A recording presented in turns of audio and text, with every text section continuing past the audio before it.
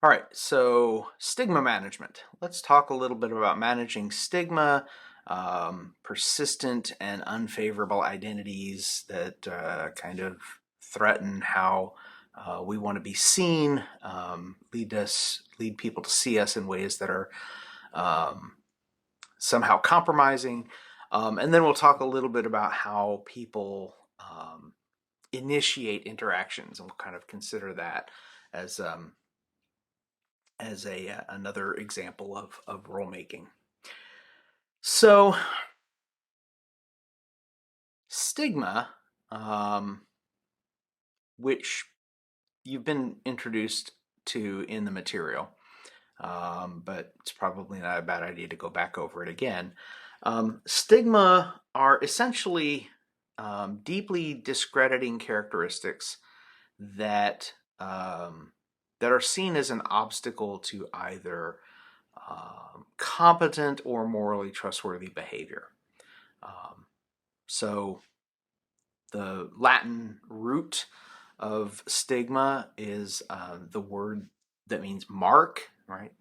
So like Christians, for example, probably know the term stigmata, which represent the the points where the nails were used to put Jesus on the cross, or um, other cultures, other societies often refer to physical marks on the body as kind of these kind of persistent reminders of particular identities that we have.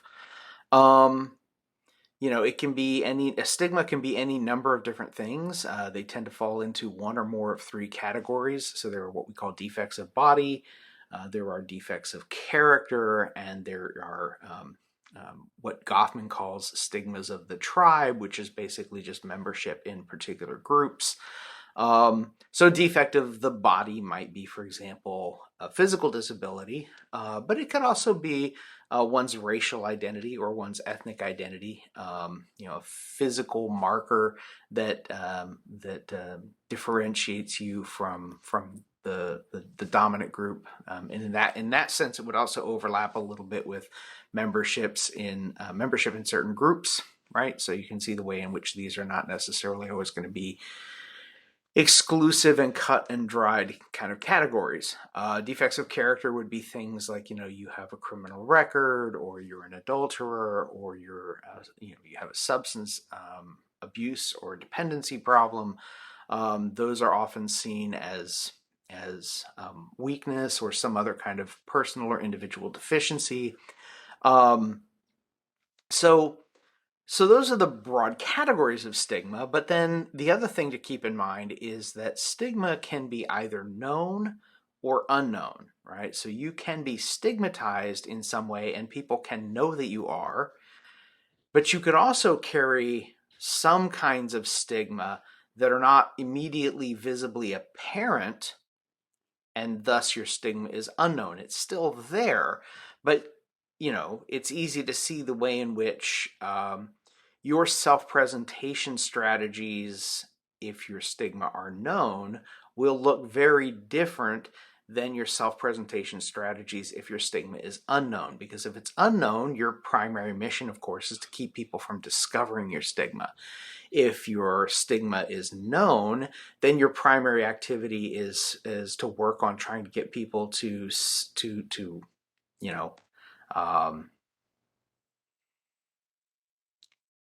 to think about your stigma differently, or to think about your particular stigmatization differently, right? So a homeless person who becomes homeless because they are um, mentally ill or through job loss might be seen more sympathetically than somebody who becomes homeless because of substance abuse. Um, Somebody who becomes homeless because of war, right? They're refugees. That's a very different kind of homeless identity than, or through a natural disaster. That's a very different kind of homeless identity than one in which you have at least some accountability for your circumstances. So if your stigma is known, right, you're going to try to work as much as possible to shape how people make sense of the thing that they know about you, versus if it's unknown, you're going to try as much as possible to insulate yourself from being discovered. And we go back to that, normalization and neutralization and insulating, which we talked about before. So as a kind of example of role making, um, it's I hope anyway it's relatively easy to see in which this the presence of stigma is going to require a person to be very careful about how he or she manages that, um, because the strategies for managing it will vary, whether it's a known stigma or an unknown stigma. The strategies will vary, whether it's a defect of the body, a defect of character, or group membership. And of course, the strategies will vary based on the audience with whom people are interacting.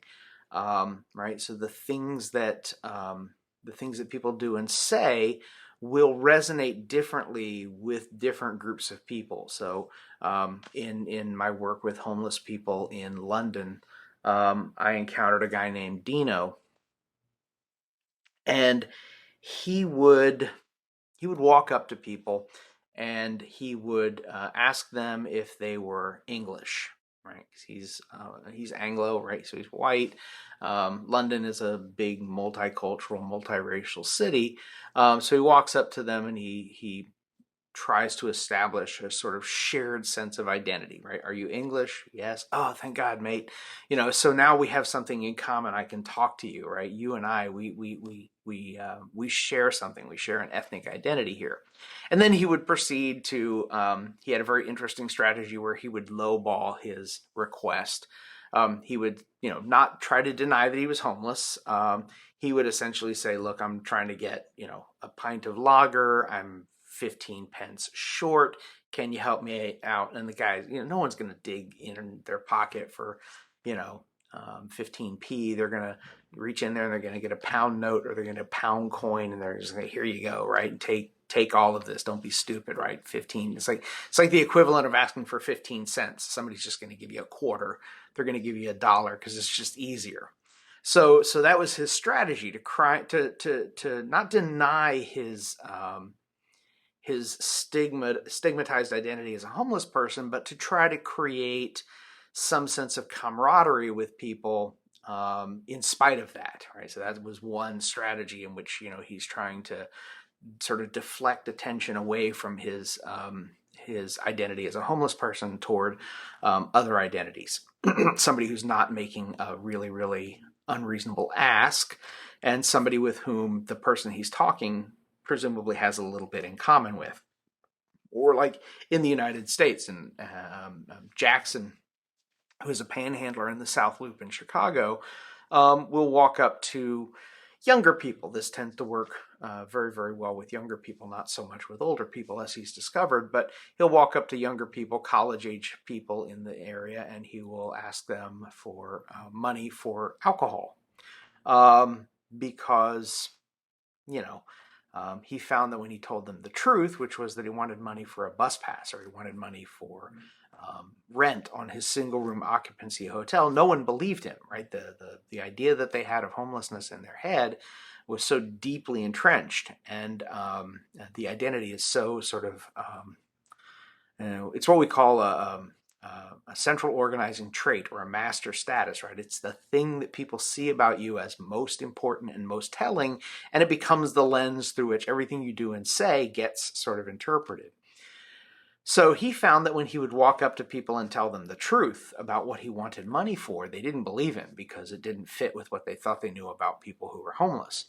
So he lies to them and he says, "I want the money for alcohol," even though he doesn't drink, right? As a recovering alcoholic, he doesn't do that anymore. So he lies to them. He says, "I want the money for alcohol," and they're grateful to him for being honest, which is a nice moral characteristic. And so they give him the money he's asking for, which again sort of shows you the powerful nature of certain identities and the way in which how other people see us is really, really important. Now, openings kind of also fit in this, right? This is the theme of this particular segment of role making is sort of managing interactions with other people. And one of the things that's really important to having an interaction with another person is that you have to establish an interaction, right? And establishing an interaction is really, really important. Because everything that flows after that is kind of set, or is at least significantly set by what unfolds in what we call the opening. So an opening is an initial stage of a social interaction in which the participants in that interaction are in essence going to be identifying themselves to the others and establishing the access that others have to them that will allow additional exchange to kind of unfold, right? And so we can see a lot of interactions. The tone gets set almost right away, right? As a department chair, I might come to one of my colleagues in the department and I might say, I'm kind of here on departmental business. And that sets the tone for the kind of interaction that's going to unfold and the back and forth that will happen as a result of that. Whereas, if I come to them as a friend, or as I come to them as somebody who's kind of, teacher to teacher, as opposed to department chair to faculty member, right? The kind of dynamic that's going to unfold in the interaction is sort of established in that initial opening.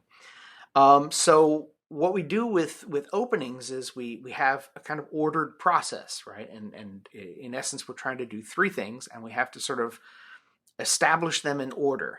The first is that the parties need to have reciprocally acknowledged attention. We need to sort of be aware that these other parties are interested in engaging us in an interaction, and the party that is being engaged in the interaction has to sort of reciprocate, and that's going to lead to the second part of this, which is the mutual responsiveness, right? That I'm not just, it's not a one-sided interaction, or it's because that would just be an action, right? It's an interaction. It's the action that's going to unfold between people.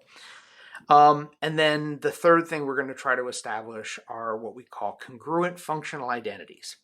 And that just means identities that are kind of, at least for the duration of this interaction, are going to be kind of aligned with one another.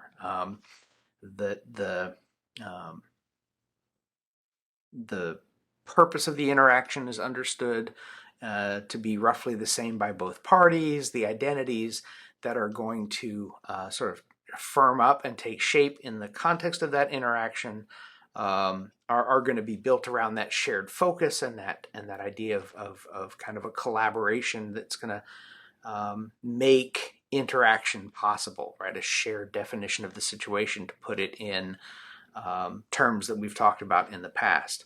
So openings become very, very important because they have implications for the direction, the scope, the tone, the duration of the subsequent interaction. And because a lot of the time these openings occur between strangers, the role-making activity that unfolds here is going to really be revealed when we stop and we do an analysis of this. And again, I come back to the stuff I've discovered over the years as I study homelessness. The way in which the verbal appeal that a person makes is going to be very, very important for determining the kind of interaction that unfolds. Whether your interaction is targeted at your opening is targeted at a particular social other, or is it pitched to a wide sort of general audience. And the appeal of a wide general audience is that you might reach more people, but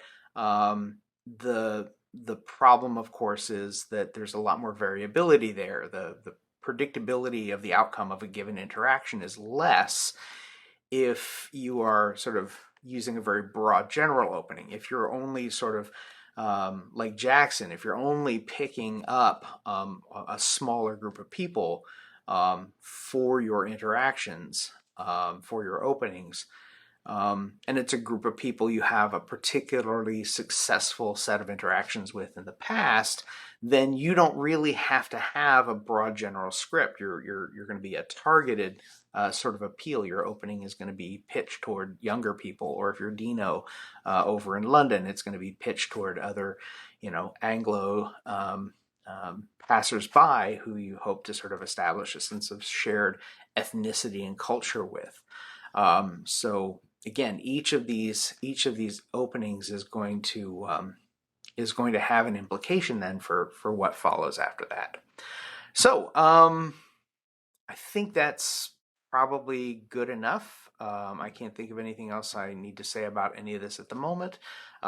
As always, if there are questions, please make sure you ask them either in class or in the discussion boards. And until next time, I'm just going to say take care.